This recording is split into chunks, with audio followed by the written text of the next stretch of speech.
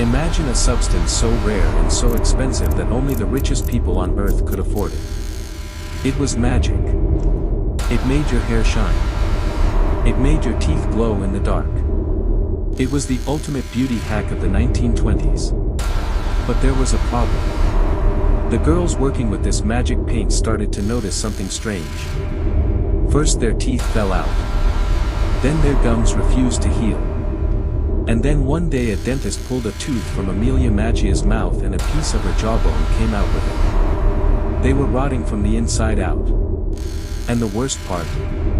Their bosses knew it was killing them and they didn't say a word. This is the story of the Radium Girls.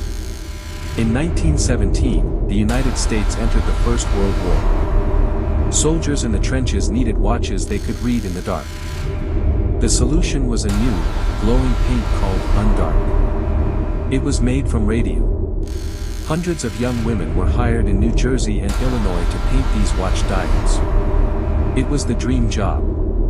It paid 3 times the average salary, and the girls were proud. They were helping the war effort. But the paint brushes were too thick. To get a fine point on the tiny numbers, the supervisors taught the girls a specific technique. Lip. Dip. Paint. Put the brush in your mouth to sharpen it. Dip it in the radium. Paint the dial. The girls asked if it was dangerous. The managers laughed. They said, "Radium is good for you. It puts roses in your cheeks." They lied. The male scientists in the same factory wore lead aprons and used tongs. They knew radium could kill. But the girls? They were told to eat it. By the early 1920s, the ghost girls began to fall apart. It started with fatigue. Then, terrible aches in their joints. Amelia Maggia was the first to die. Her doctors were baffled. Her lower jaw had disintegrated so badly that they had to remove it entirely. But when she died, the company didn't write radium poisoning on her death certificate. They wrote syphilis. This was a calculated move.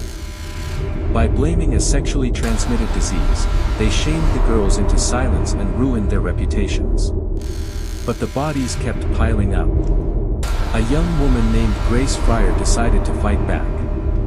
But it took her 2 years to find a lawyer willing to sue the powerful U.S. Radium Corporation. By the time the trial started, Grace couldn't even walk. She couldn't raise her hand to take the oath. Her spine was crushing itself under its own weight. The trial became a media sensation. The world watched in horror as these living dead women testified against the billionaires. The company tried everything to delay. They dragged the court dates out, hoping the girls would simply die before the verdict. They hired fake medical experts to say the girls were faking it. But then, they made a mistake. They agreed to exhume Amelia Maggia's body, the first victim. When they opened her coffin, 5 years after she died, her corpse was still glowing. The evidence was undeniable.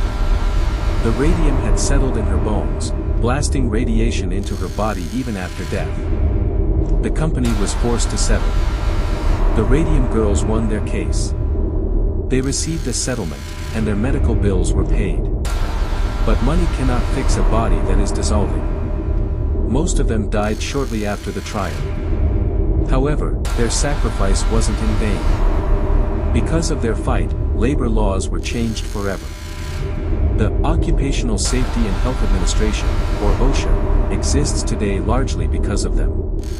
If you wear a safety mask at work today, you have the Radium Girls to thank. But here is one final, disturbing fact. Radium has a half-life of 1,600 years. If you go to the cemetery where these women are buried and hold a Geiger counter over their graves, it will still click.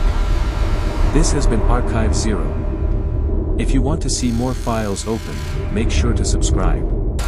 We'll see you in the dark.